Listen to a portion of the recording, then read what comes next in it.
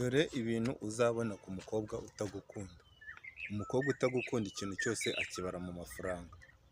Umukobwa utagukunda niyo bya bindi nyine bavuga ngo umusore utirariye ntarongora inkumi. Uzaza umwiyemereho wenda ufite nk'amafaranga wahembwe nk'amezi 3. Umubwire ko ushobora nko kumuguriramo ikintu, we ntabwo azaza uyaza azahita akuvuga ati warebye kure kabisa icyo kintu nari nyikeneye.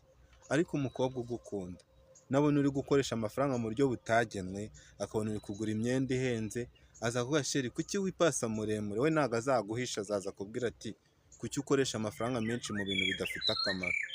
Umukobwa utagukunda ntabwo azishimira iterambere ryawe.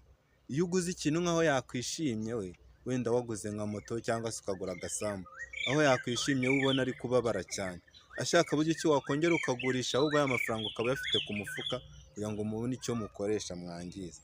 Azahora akubwira ibintu by'amafaranga, ntabwo mushobora kuvuga iminota 2 nta kintu cy'amafaranga avuzemo. Uzansohokana ryari, uzanjyana hehe ko runaka bamujyanye, nabonye ikanzu ihenze, ese ngiye kuki natunga telefone nziza nk'abandi. Yewe niyo ufite niyo waba warayikuye nk'ahantu bikugoye ukaba warayikoreye umwaka wose, we aba yumva yayijyana mu gihe gitoya cyane, ari uko aguhaye nk'akabizu cyangwa iki, azagerageza utuntu nyine two kukureshya kugira ngo agukureho amafaranga.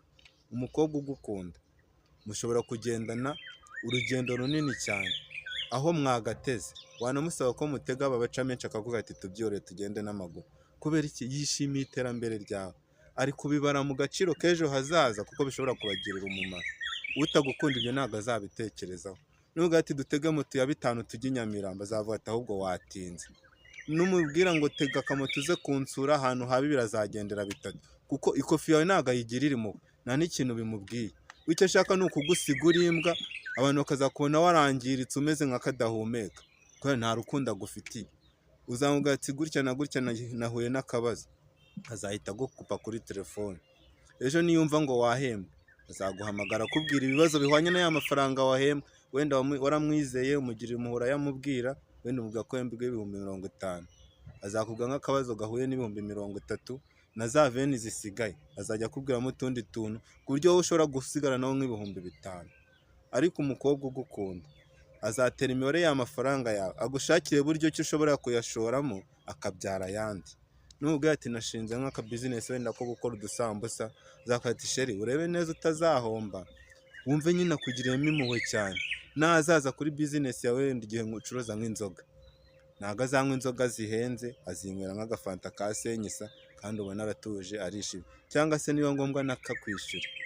Utagukunda wazaza Knowless ya mbere, ya kabiri, ya gatatu, ya kane, ya gatanu, anywe nk'icumi, kuko azavuga ati n'ubundi nigishaka kizahombe, nzabona n'abandi bazampa ayandi.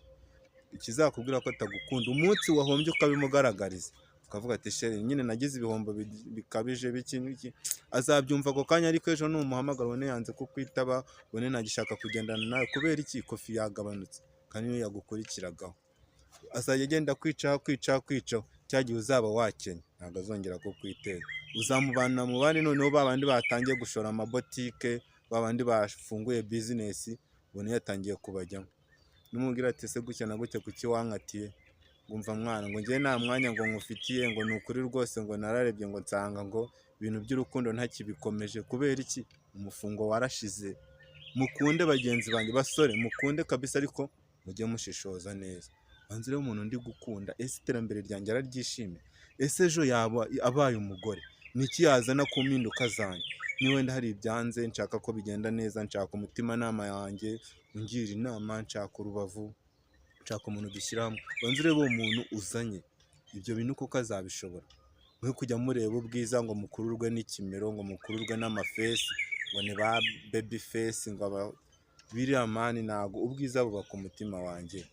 Ushobora kuzana umuntu mwiza, ni bya bindi bavuga ngo iyo upfuye wari ufite umugore mwiza ngo abana bawe biga ishuri neza, bakarya umuceri, ngo bakarya ifiriti, ariko wowe ntabwo uba ukiriho, wowe uba waratambutse. Cyakora niba mushaka kurongorera abandi nyine ngo nibupfa bazabatungira abagore banyu, muzarebe uburanga. Ariko niba ushaka umugore uzita ku muryango wawe n'igihe udahari, bakazamufata nk'intwari, nawe ugahora wibukwa, zana umugore w'umutima kandi uzasenga Imana ibigufashemo. Ntabwo umuntu yakwihitira, iyo wihitiyemo uhitamo nawe, ariko Imana iguhitiyemo iguhitiramo neza. Mu by'ukuri mbere na mbere ikintu cyose muzajya mubanza gukora, mujye mubanza mwiragize Imana.